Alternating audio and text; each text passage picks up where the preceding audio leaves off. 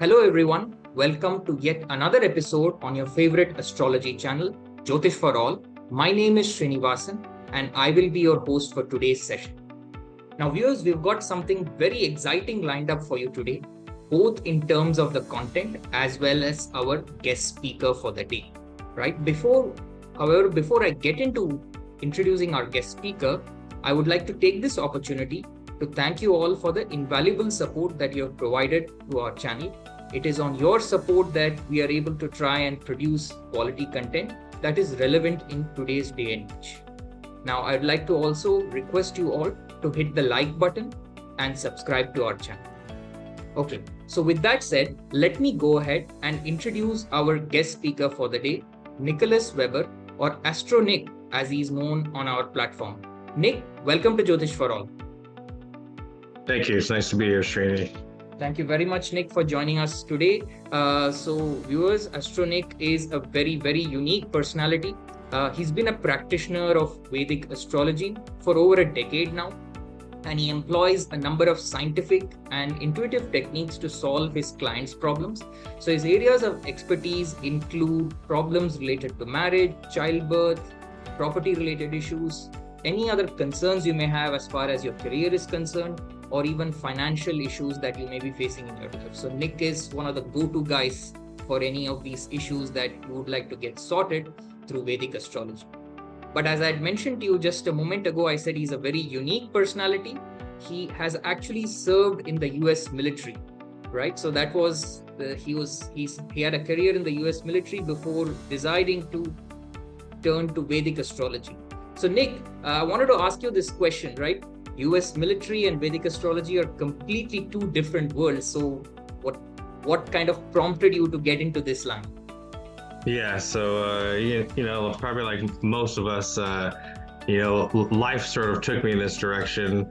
It's kind of funny. I was in the Marine Corps and was going to school, and coincidentally, I was changing my Mahadasha. I was switching over and actually going from Rahu to Jupiter. To make a long story short, I have a party Vartana with Jupiter that actually aligns me with Jyotish to put the pen down and pick the book up, the Jyotish book, and it just activated something in me that I haven't been just been still, the fire still burns very strong, and so I absolutely love it. It's my passion. And I just feel very grateful to be able to have this knowledge and to share it with my clients and with anybody else who is interested.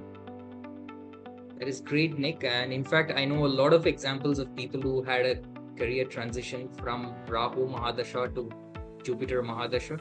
We'll leave that for another day and another session. But I guess I've also heard from a lot of people, it's the subject that chooses the person. So I guess in your case, perhaps astrology chose you as someone who can, learn and share this knowledge. So it's very great to have you on this show here. So viewers, now that we have introduced Nick, let me get into the topic for the day. And as I promised you, it's something very exciting and very different. So we're going to talk about Jaimini astrology. Right? Some of you probably would have heard of Jaimini astrology. It is a different branch of Vedic astrology. What we are all very familiar with when we talk about planets or grahas or rashis and houses or bhavas, we're talking about Parashari form of astrology. So Nick, my first question to you today is, when we talk about Jaimini astrology, how is Jaimini astrology different from Parashari astrology? Yeah, so I'm going to share my screen here. I have some slides. So here's a little spoiler alert. We're going to talk about the Darakaraka today, one of the Jaimini Charakaras, and what it kind of differentiates is Jaimini gets sort of down into kind of quicker ways to get around the chart. Parashara is a lot of the fundamentals, and they are kind of very similar in one and the same. And actually, Rashi Drishti is actually talked about in Parashara, which a lot of people don't know that. And without getting too technical, it's just a way to get around, and we're going to talk about the Darakaraka today. And before we get into that, let's talk a little bit about the different types of karkas. There's 3 main karkas that we look at in astrology, Vedic astrology, Jyotish, and it's the natural karkas, which are all the planets, and it's what we're all familiar with. Then there's the fixed, and we're actually familiar with, I think, all of these except the Jaimini one, which is what we're getting into. And for the fixed, there's it's minus the nodes, the Rahu Ketu, because it's only the 7 bodies. Sun's the significator of the soul, and so on. And the one we're going to get into today is in particular the Darakaraka.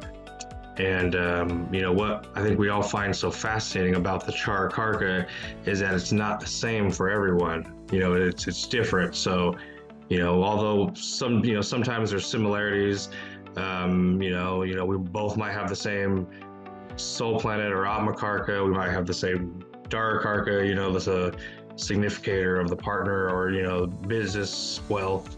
And so what we want to kind of get into here is just how this differentiates and why these Darakarkas are so important. And a little bit of the reason why is because of the fact that when we come into this birth, it's based on the longitudes of the planets. It's going to be between 0 and 30. The sign, the Rashi doesn't matter. It's just purely the number where it falls in line, and then it just gets filled in, numbered 1 to 8. And what this is that it's what we're supposed to go through. This is from our perspective. It's the sun is the fixed karka, or even the natural karka. But for me, for example, like my soul planet is Mars. My Atmakarka, my highest degree planet, is Mars. And how that sort of breaks down is it's close to 30 actually for me. And so what we want to talk about today is actually the lowest degree planet. That's that has the least numbers, the least between 0 and 30. And I want to differentiate real quick for everybody as well, is that for Rahu, you actually subtract it from 30 because he's always going in reverse.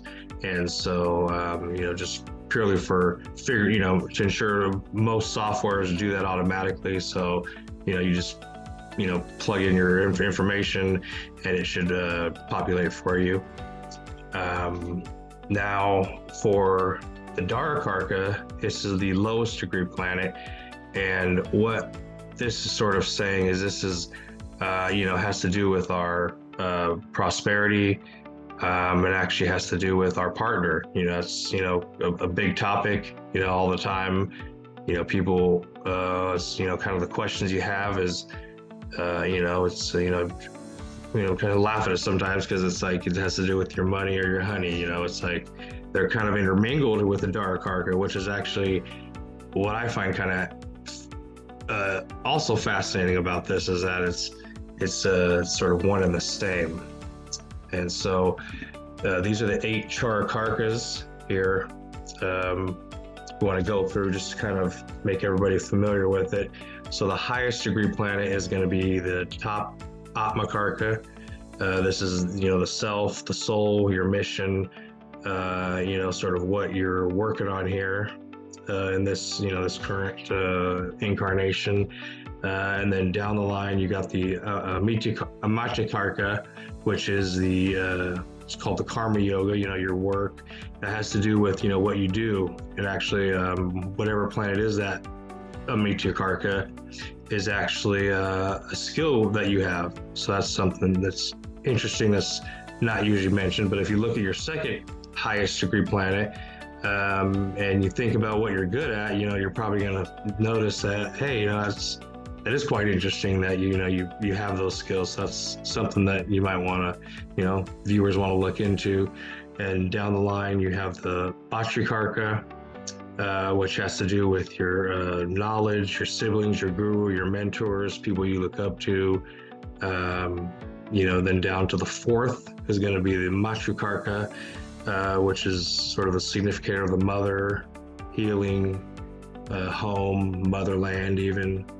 And then the fifth is going to be the Putrakarka, and this is going to have to do with your kids, children, leadership, procreate, kind of, significant of the fifth house is kind of how it's looked at. And then for the next one, it's the Pitrakarka, and you want to make sure you differentiate because it's PIK or PK. So when you look at it, you don't get confused, and that's like your ninth house, which is your protection, your father, your who you looked up to, sort of. And then down to the seventh one is going to be the Natikarka. It's going to be, enemies, people who oppose you. Could also be relatives, actually, and maternal relatives is who that could signify. And then last, but definitely not least, is going to be the Darakaraka. So the lowest degree planet. This is going to be how your sustenance, your spouse, your long-term relationship partners, what you seek in them, and also having to do with your wealth. If you think about Venus, which is the second and seventh house lord of the natural zodiac. Second house has to do with our sustenance, our wealth, our storage of wealth, and seventh house is partners and business relationships as well. Traveling, so that's what we're going to get into today. That's great, Nick. So if you can go back to the previous slide, slide number 4. So you very neatly listed out, all the different karakas, right? From your Atma Karaka onwards to the, all the other karakas that you've spoken about. So just to clarify, the Atma Karaka is basically the planet with the highest longitude as far as Jaimini astrology is concerned. So the difference that I'm trying to come up with for our viewers is that you have these karakas. So the natural Atma Karaka, if one follows the Parashari system, is basically your sun. And if you look at your, let's say a Matru Karaka, the natural Matru Karaka would probably be the moon. And the natural Darakaraka would be your spouse, right? Just to clarify. But then if I get into Jaimini astrology, it's going to be different for everyone. So while the Atma Karaka, Matru Karaka, and Darakaraka will be the same for everyone if I use the Parashari method, but if I use the Jaimini method, it's going to be different for different people. So this is going to be based on your horoscope or Kundli, and so the Atma Karaka will be the planet with the highest longitude, and so on in descending order. And Darakaraka is basically going to be the planet with the lowest longitude. Am I correct? Yes, that's absolutely correct. It's exactly what we're doing. Okay, so you did mention about Darakaraka, and in today's world, people are obviously stressed a lot about their relationships as well as their finances. So this looks like one of the most important Karakas to talk about. So let's delve a little deeper into Darakaraka. If you can explain what exactly is Darakaraka. I know you alluded to what it probably would be. If you can explain a little bit more in detail what Darakaraka is. And you also mentioned the natural 7th house in the zodiac. So we talk about the 7th house as being the house you look at or refer to when you talk about your marriage or spouse or any business relationships that you have. So how is this DK or Darakaraka different from the 7th house? And what would be the outcome if different planets happen to be my Darakaraka? Yeah, definitely. Yeah, so we're going to get a little deeper into this Darakaraka principle here. And so what this is it actually shows what we're seeking in a spouse. It's actually what the soul, so it's at a very deep level. So regardless if it's your your high school sweetheart, or your fourth or fifth, or whatever number partner we might be on. If that's your path. And so it's going to be very similar in all of them. So it's going to be a certain qualities, certain traits or characteristics that you're going to seek regardless of who you're with. And so it's very interesting, because it's you have the seventh house, you have the seventh lord, you've got Upapadas, and you've got the Vamsha. So and all of those different lenses is basically just looking at it through that from that different vantage point. And so in particular with this Darakaraka, this is also how you act in relationships, which is kind of interesting. It's not really talked about that, so it's not only what you're attracted to, but it's also how you could be, it's the way you could be in your relationships and partnerships. So it's not only what you're seeking, it's what you're also giving and getting from the partner. And so how this is important is because for everybody's Darakaraka, it's from your soul's view. So it's like, instead of a macro perspective, which would be more of the fixed karkas, this is going to be, your zone, you're zooming in to be it from my lens or your lens or whoever's chart is being looked at, or whatever's being inquired about. And so what it is it's also your interaction with everyone in the world. So there's actually a lot of very very deep and serious concepts and significations. And I just want to clarify something as well as karka. What does karka mean? Karka just means a significator, so it's signifying something. And so this is, like I said, we talked about it's a significator of what we seek, and also what or how we are, how we act in the world. And this is also sets up the circumstances, for our marriages, our long-term relationships, our business relationships, having to do not directly with career per se, but it definitely it affects the fruits that come from us, from our careers and different things we do, and that's something that we all have to deal with. As we have to think about, this is our soul. It's although it's a very sort of deep and abstract thing, but it's something we all know and we're very familiar with, because it's something that we all will be very will resonate with it. Will resonate with the different meanings for them, and that's what we're going to get into here real shortly. And so also I wanted to just touch upon is that in all the different Varga charts, the Darakaraka has it still kind of carries over that meaning, except in that area of life. So whether it's your D16, your D4, your obviously the D9, wherever area, D24, education and learning, and so D10, obviously the big career chart.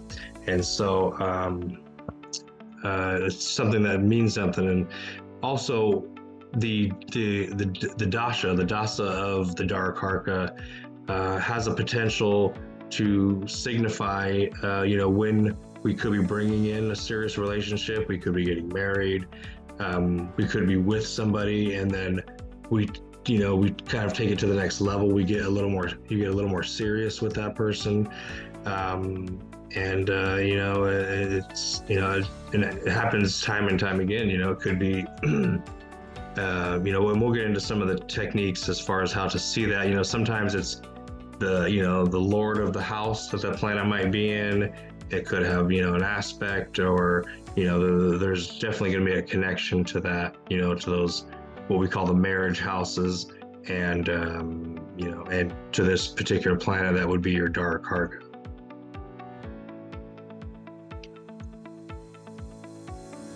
Okay, so here we want to talk about first is what's the difference? I have a seventh house, Maybe we have planets there, maybe we don't have planets there.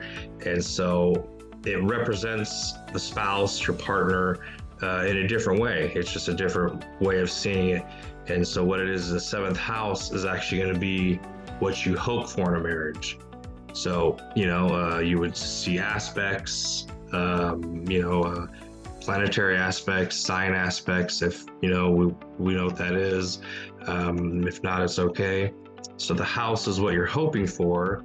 And then the Lord is actually going to be what you get in your marriage, in your partnerships. How do you, find them? Not find them in locating them. That's actually seventh house from Venus is actually what we could see that. But for this is going to show us also the karmas that we have to go through. This is all going to be, it's all, part and parcel of that, relationship package, we can call it. And so you have the house, you have the Lord. Of course, we're just talking about the Rashi chart right now, the D1, your, D1 Varga chart, the main birth chart. And so the Darakaraka is actually, it's beyond that, like we said, it's from the soul. And so it's what the soul is seeking. And so that's why it will remain the same regardless of, who you're with. And you'll notice, if we think back at, the type of partners we may have been with or attracted, there's going to be some similarities, in either how we act when we get, to a certain point in a relationship, how they might be acting towards us, and, combination thereof, there's going to be a lot of similarities, due to, our soul's desire to, work some of this stuff out. We all, we want to, get to a higher level, it's like, it's like anything else, you want to continue to advance. And if you don't, that's okay too. I mean, it's to each their own. It's the path that we're all on. But, the main thing is that it's what we're seeking. The qualities of the Darakaraka, which we're going to get into here, is that what we're looking for, and also how we are. So those, like I said, it's kind of interesting because that's not typically talked about. And at the end of the day, this is all to understand ourselves better. We've all heard about, the people we seek and the people we interact with, whether it's the barista at a coffee shop or, maybe it's a bite to eat you're grabbing from somewhere, but it's all a reflection of ourselves, how we see things and how it comes across to us,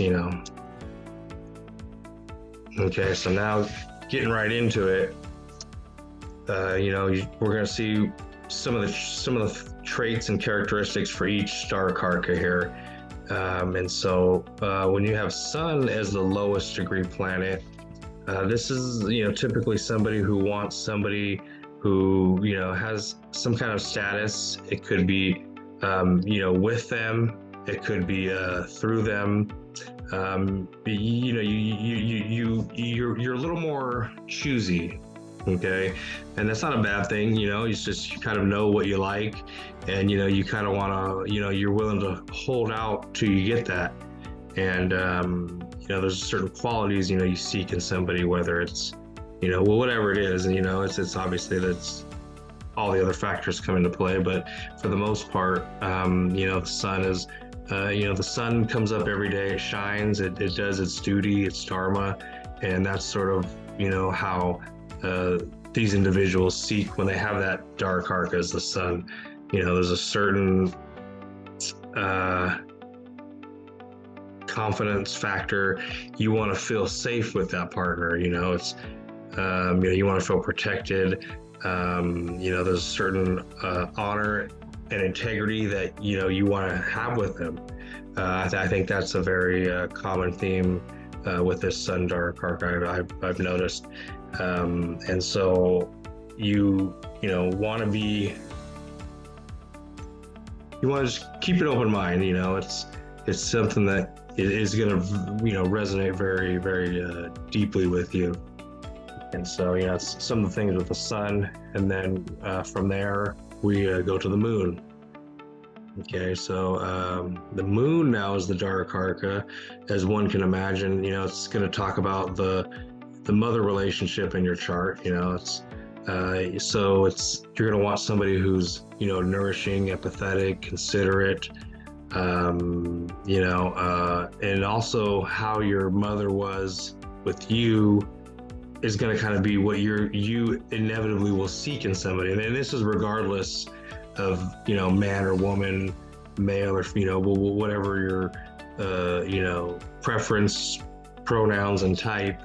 It's it's irrelevant here. It's what you're seeking. So you can be a woman, somebody who identifies as a woman seeking somebody who's motherly, or you can be obviously a male who's seeking somebody who's motherly.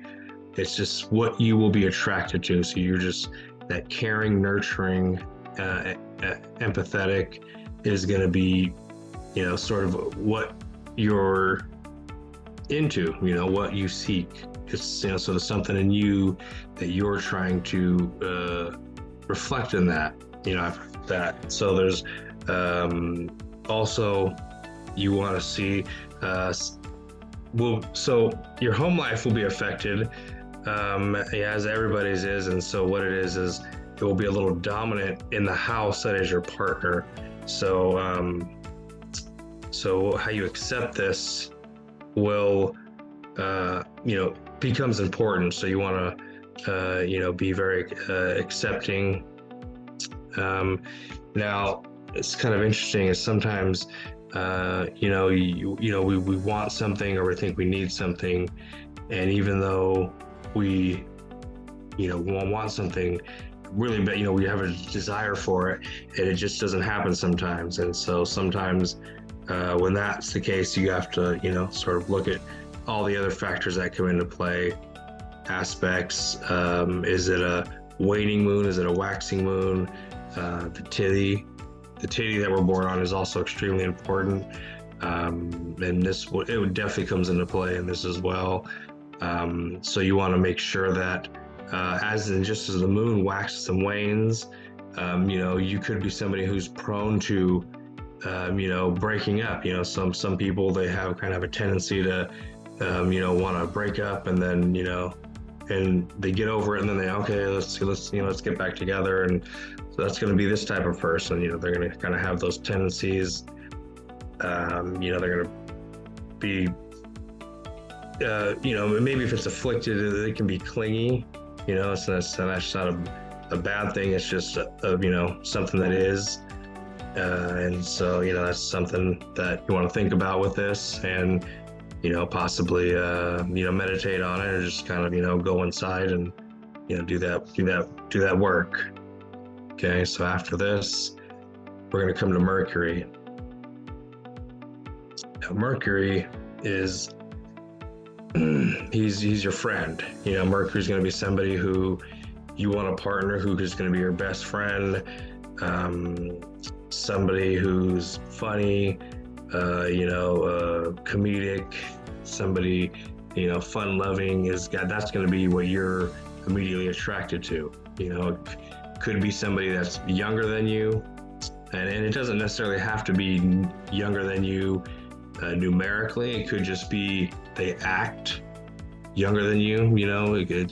That sort of comes across somewhere. So there's some certain youthfulness to them. They have that sort of a childish, not childish in a bad way, but just that youthful, vigor and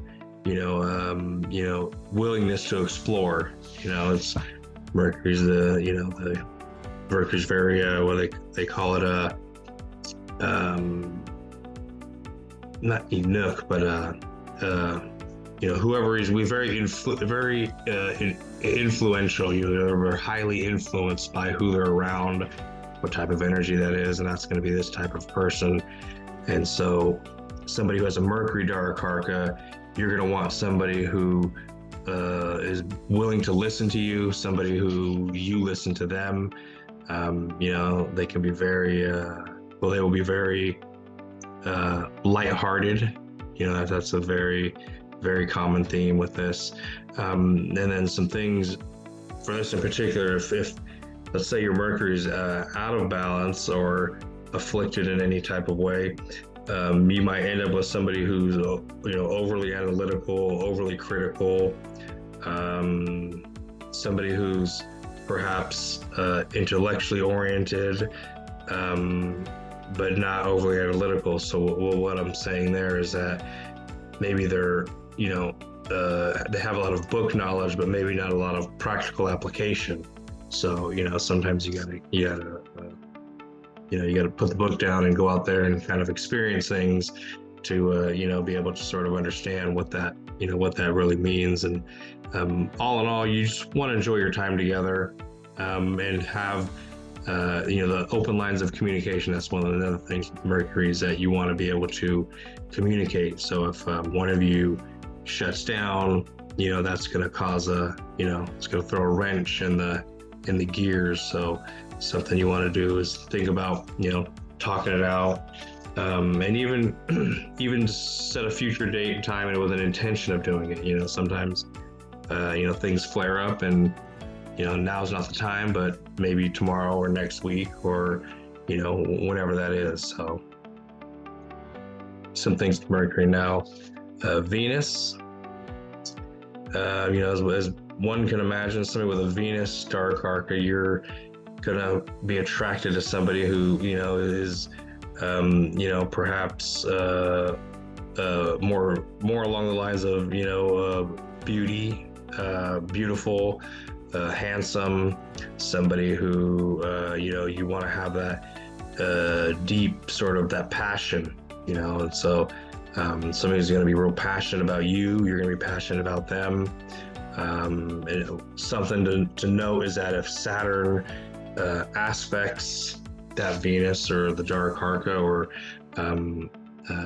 is it may be a Saturnian sign, Aquarius or Capricorn, and you have a Venus Darakaraka, then it might be a little less romantic. So you might seek somebody who is a little more serious.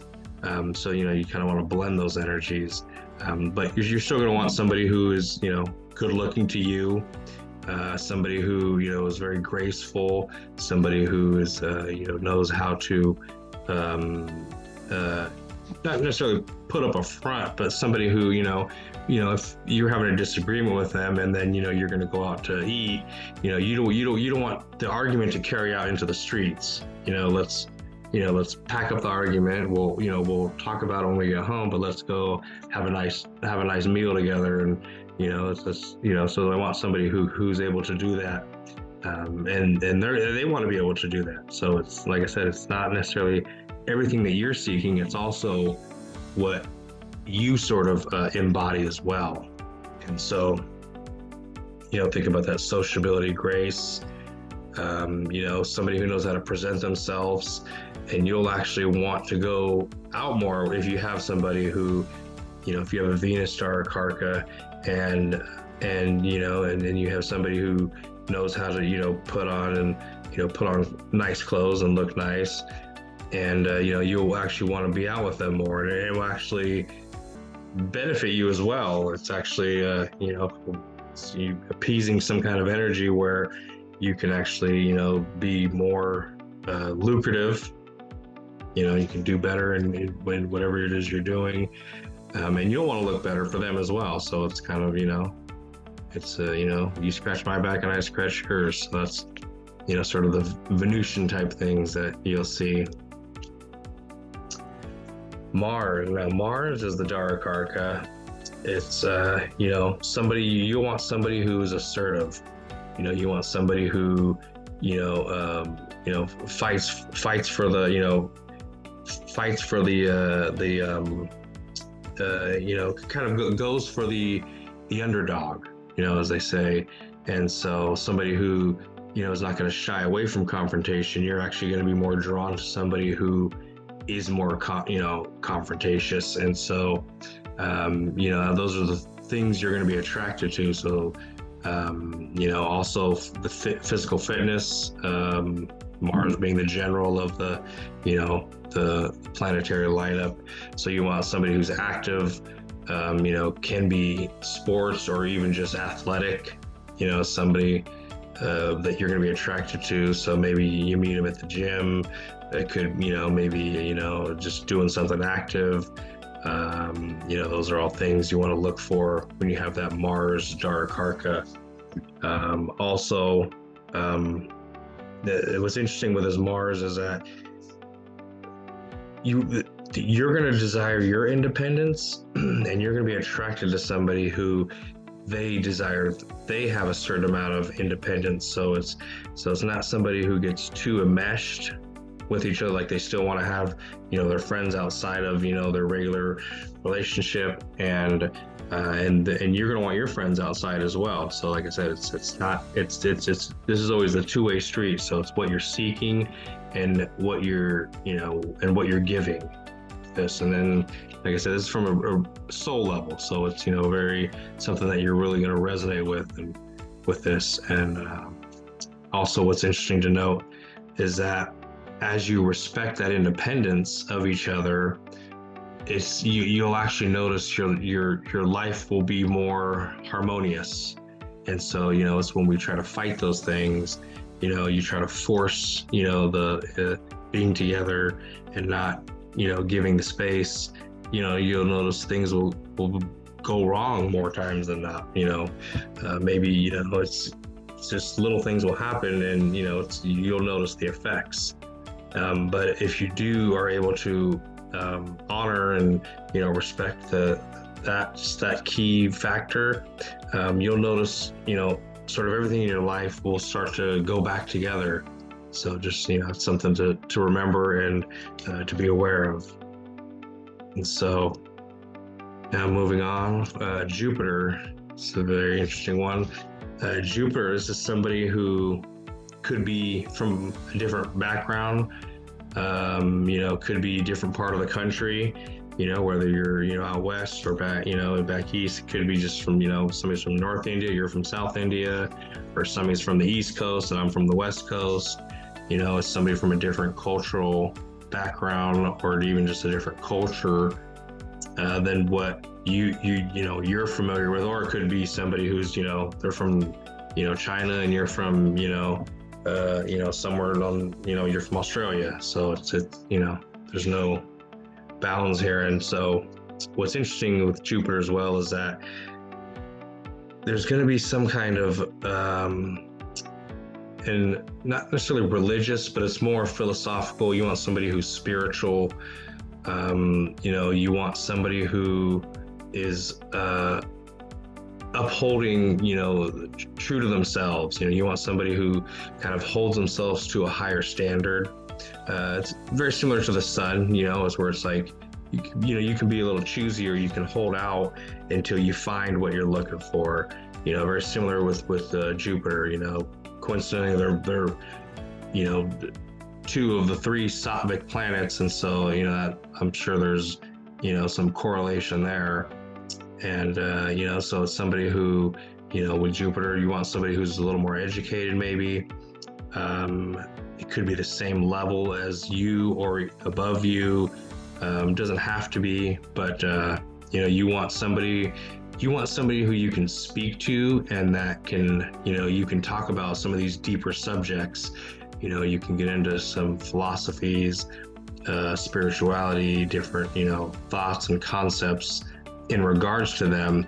You want somebody who can hold that conversation, and not somebody who's either not interested or they have nothing to say because they've never looked into it. They're going to be looking into it if you have this Jupiter Darakaraka. Also, you want to learn something together. That's one of the things for this one, for Jupiter Darakaraka to gel, is learning together, traveling together, seeking that higher wisdom, higher knowledge, philosophical ideas, more deeper thoughts. You'll be somebody who you can share that with, somebody who you can spend that time together. Is it's going to be what you're really seeking in a partner. And so also their moral, you want somebody who has a higher standard, like I said, it's sattvic, so it's that right thing, right way, right path. So you want somebody who has similar moral and ethical in their sort of understandings and happenings in life. So it's that, if you're interested, then you want them to be interested in holding themselves to a higher standard. Also with Jupiter, interesting to know is that the Jupiter partner, or you having Jupiter, is that you will call each other out. It's like, so they'll keep you honest and you'll keep them honest. And so there's kind of that mutual, it's kind of funny to me, when I see this, because this totally plays out, where that's kind of like the double standard. They don't want the double standard where, oh, I can go out with my friends, but you can't go out with yours. Well, that doesn't fly with Jupiter. He's like, hey, it's got to be fair. It's got to be both ways. It's not, one way or the other. So that's, something that you want to take note of with this Darakaraka. And now Saturn, it's he gets a bad rap, but you know what Saturn is? Saturn is what allows us to, put in the time, do the hard work, stick to those, be very dutiful. And so with Saturn as a Darakaraka, your lowest degree, this is somebody who you're looking for, somebody who's disciplined, organized, somebody who is very traditional in their mannerisms, in sort of how they approach life. Somebody a little more serious. If it's Mercury, it's going to be a little more laughing and jovial. Saturn, it's going to be somebody they could be older than you.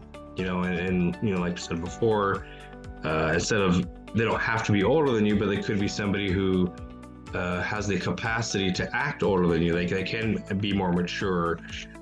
Somebody who can, reflect some of those Saturnian traits, that we all have to have, from different times. And so, but you'll want that in your partner, and also you're willing to give that to your partner, so it's, like I said, it's a two-way street. And something to note here is that if you have Saturn, it doesn't mean delay. Just because you have a Saturn Darakaraka doesn't mean you're not gonna get married till you're late 30s, early 30s, or 40s, or it could still happen at whatever the appropriate age is for you. But also with Saturn, it's gonna be when you're with somebody and you really get you really gel together. It's going to be somebody where you, because you're serious, because you're more mature, it's somebody, you're going to want to take it to the next level. And so that's going to be something that's going to carry over, from, relationship to relationship. If, somebody's having multiple relationships, it's quite, not, I won't say popular, but, it's something that's, we've all sort of experienced here in this, as we've seen this, our collective consciousness has been evolving, we've all been sort of open to that. And so somebody with a Saturn Darakaraka, they're going to be serious, and it's going to happen, everybody they're going to be serious about. It's it doesn't ever die down. And so, like I said, you're going to look for that traditional person. It could be their careers in something traditional, it could be that as well. But somebody who has those traditional values, those classic traits that we've all heard of or grown up seeing, and depending on your age range. But somebody who values hard work, they know how to put their they put their energy where it needs to be. And so as long as you have that, then you're happy. Now, something you want to look out for with Saturn is that sometimes they can overwork, and so there's different physical and mental things that can happen with that. Could be substance abuse issues as well. Those are all things that you just want to be aware of, and just, you want to keep a handle on those things.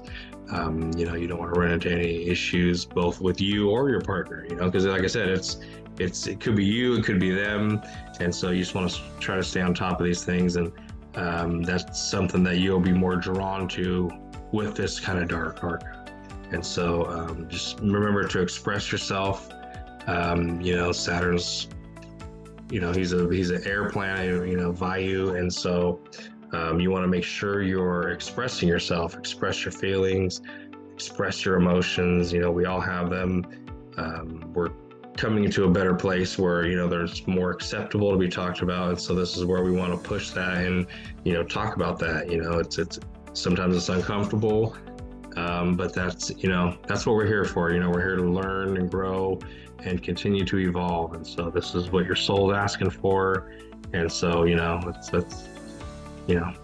do it. And so I want to end on Saturn, saying that, then Saturn doesn't mean, also, it doesn't have to be delay for, what you're building. It's slow. If everybody remembers the story of the tortoise, the turtle, and the rabbit, it's the turtle won the race. It's slow and steady wins the race. You come out of the gate and you just take off. You're gonna be, you're gonna run out of gas. The first corner. You're not gonna be able to have that longevity. So that's where, having the Saturn Darakaraka is a benefit. You'll have that ability to be that rock, that withstanding, the storm that life is gonna, it's gonna throw at you.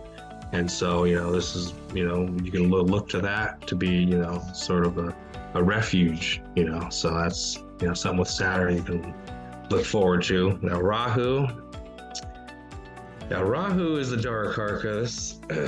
And remember, we're calculating it from 30 degrees, subtracting whatever numerical number Rahu is at. So if Rahu would be a higher degree, whatever the highest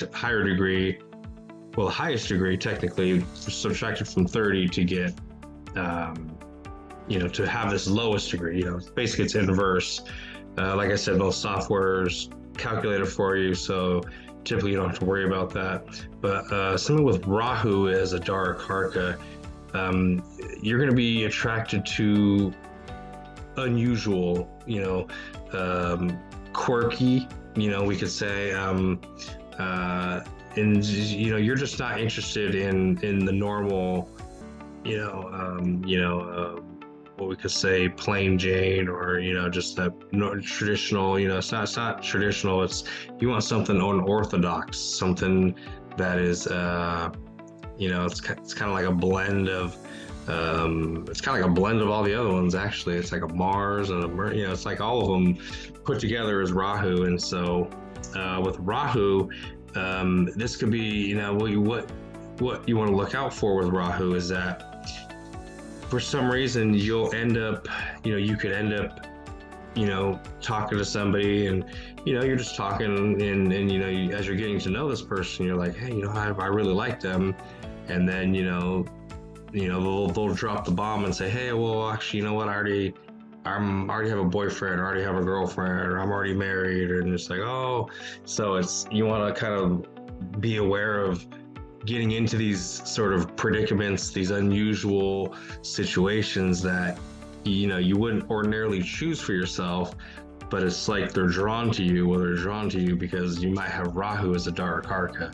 And so what we want to say is that you just want to be aware of these things, because it's only through awareness that we can grow and continue to do better, and seek better, and most importantly, we can be better. It's what we seek, is about how we want to act. It's something that we want to be very serious about.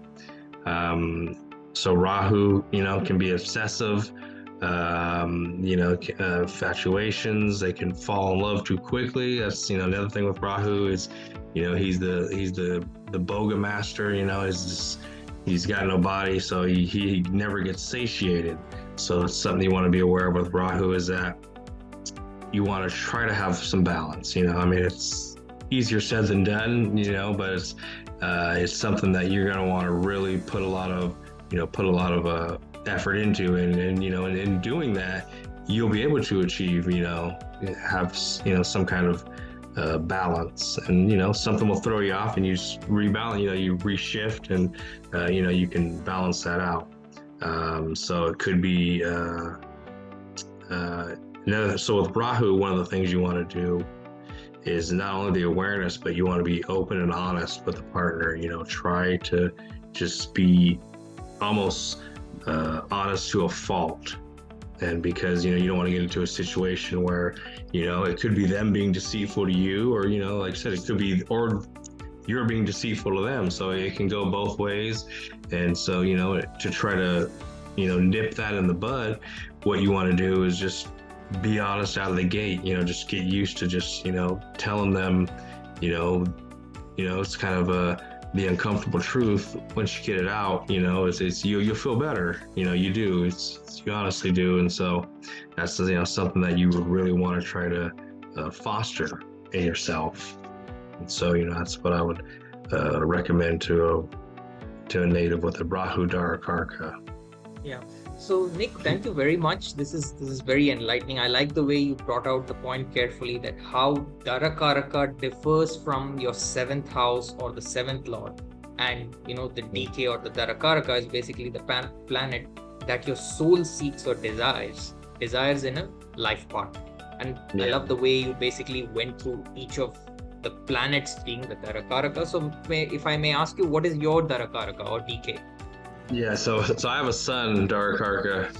Okay, so you're always seeking out somebody like who's high or importance, who has a high level of importance or a high status. Do you see that in yourself when you, as far as relationships or anything related to business partnerships are concerned? Do you see your son DK playing out a lot?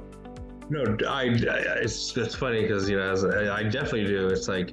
It's like I'm fine not being in a relationship when I'm not in one, and I am a little choosy, it's and sometimes I have to like kind of rein myself in, like, hey, let's not be let's keep it in perspective. But I have definitely noticed those that playing out with me as well, and and in partners I've ended up with. And so the choosiness angle comes into play. Choosiness, definitely. I would say definitely that set stability, the seriousness, like that. Sort of like this. The sun's always there. The sun's always coming out. Somebody who's just right. That's that's kind of what I've been. I've noticed I've been that for them, and that's what I've inevitably seeked out for myself. So my last question is, why don't we go over an example so that we can explain better to our viewers what would happen if one of these planets turned out to be your Darakaraka. So let's probably take a real life example, and if you can go over that. Yeah. So briefly, Darakaraka is going to be in a different house. And so it can be, like I said, it can be your wealth, not only your partners as well. This can play out through that house, will, sign as well. Like I said in the beginning, the Rashi, the sign, the house, that's all going to make a difference.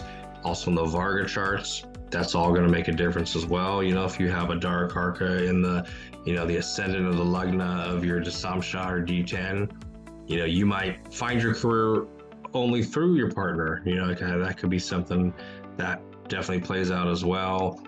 And so, you want to see these through all of the different Vargas as well. And briefly, retrograde. Some people might have Mars, Saturn, Mercury, Darakaraka, that's retrograde. And so what that will typically be is that you have to, retrograde it's like, your work from yesterday, you didn't finish.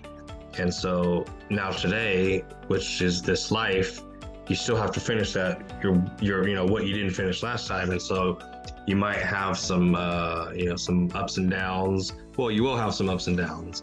But what that retrograde gives you is it gives you that inner sort of fortitude, that strength to get through it. And so, it's you'll have that, but you'll have some adversity to, you'll have somewhere to put that strength to good use. So, there's all things to keep in mind. And now, for an example here, we have Scarlett Johansson, and what we want to say to start off with is that we're going to be using the Vimsho tree, the classic Vimsho tree, calculated from the moon. And now we always want to look at different places of confluence. You more confluence you see, which is more arrows all pointing in the same direction, then that's going to give us a higher degree of accuracy, a higher probability for some event to happen with seeing that. And so what we did here is we took the Vimsho tree from the moon and the Nayarana, which is also extremely similar to the Charadasa. So it's a sign-based counting system versus the moon base. So it's we're looking at it from two different ways to narrow down, okay, what happened with her. So she has her Darakaraka. If you see on the chart here, it's going to have the DK next to it. So you see it here next to moon. So it's in her ascendant, her Lagna here in Scorpio. She's got Mercury, Sun, Ketu, Moon, all here in the ascendant. And with her first marriage, it was actually in a Mercury Ketu period. And so, that's right off the bat, you can see that's clearly going to indicate that. It's going to be that right there. And then looking for confluence, we're going to, we look at the Nayadana.